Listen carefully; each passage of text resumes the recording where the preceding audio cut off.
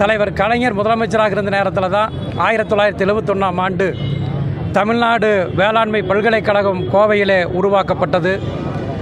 மிக பிரம்மாண்டமான ரயில்வே உயர்மட்ட மேம்பாலம் 1971ஆம் ஆண்டு திராவிட முன்னேற்ற கழகத்தினுடைய ஆட்சி காலத்தில் தான் தலைவர் கலைஞர் அந்த மேம்பாலத்தை கட்டி திறந்தார்கள். ரயில்வே உயர்மட்ட மேம்பாலங்கள் திமுக ஆட்சியில் தான் கொண்டு வரப்பட்டன.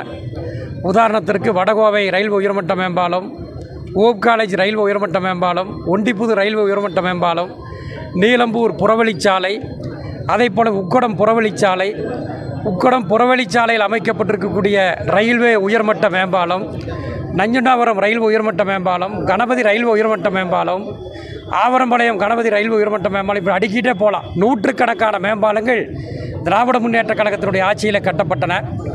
அது மட்டுமல்ல, கோவைக்கு குடிநீர், அதாவது பில்லூர் முதல் குடிநீர் திட்டம், பில்லூர் இரண்டாம் குடிநீர் திட்டம், பில்லூர் மூன்றாம் குடிநீர் திட்டம், அதே போலவே சிறுவாணி குடிநீர் திட்டத்தினுடைய அந்த ஒப்பந்தம் கேரள மாநில அரசோடு முடிவடைந்த நிலையில் அந்த சிறுவாணி ஒப்பந்தத்தை புதுப்பித்து கோவைக்கு தினமும் 100 mlt குடிநீர் இன்றைக்கு கிடைப்பதற்கு, கோவை மாநகரத்தில் கிடைப்பதற்கு தலைவர் கலைஞர் அவர்கள் தான் காரணம் என்பதை இந்த நேரத்தில் நினைவு கூறுகின்றேன்.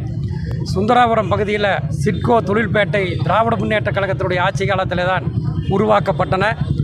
அதே போலவே கோவையில் தென்னிந்தியாவினுடைய மான்செஸ்டர் என்று அனைவராலும் புகழப்படுகின்ற இந்த கோவையில் பஞ்சாலை தொழிலை பாதுகாப்பதற்காக ஒருங்கிணைந்த கோவை மாவட்டமாக இருந்த நேரத்தில் இன்றைக்கு பல்லடம் மாவட்டம், திருப்பூர் மாவட்டமாக இருக்கக்கூடிய பல்லடத்தில் 111 கோடி ரூபாய் மதிப்பீட்டில் ஜவுளி பூங்காவை கொண்டு வந்தவர் தலைவர் கலைஞர் அவர்கள். அதே நேரத்தில் கோவையில் முதலாக தகவல் தொழில்நுட்ப நிலையங்கள், மென்பொருள் பூங்காக்கள் கோவையில் அமைக்கப்பட வேண்டும் என்று சொல்லி மிகப்பெரிய ஒரு முயற்சி எடுத்து கோவையில் பீலமேடு ஓப் காலேஜுக்கு அருகில் சுமார் 300 கோடி ரூபாய் மதிப்பீட்டில் 19 லட்சம் சதுரடியில் சுமார் 70 ஐடி நிறுவனங்கள் பணியாற்றக்கூடிய 70 ஐடி வளாகங்கள் அமைக்கப்பட்டது தலைவர் கலைஞருடைய ஆட்சி காலத்தில் என்பதை நான் இந்த நேரத்தில் அவருடைய புகழை போற்றி வணங்க கடமைப்பட்டிருக்கின்றோம். அதே நேரத்தில் கோவையில் அந்த இஎஸ்ஐ மருத்துவமனையை தரம் உயர்த்த வேண்டும் என்று சொல்லி மத்தியிலே ஒன்றியத்தில் ஐக்கிய முற்போக்கு கூட்டணி அரசு,